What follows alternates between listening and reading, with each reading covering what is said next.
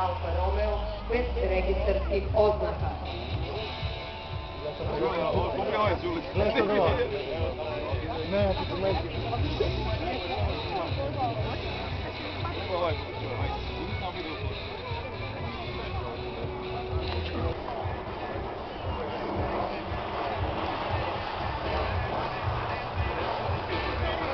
Interventni timovi su na terenu i uključuju svoju potrebu za izvršioca.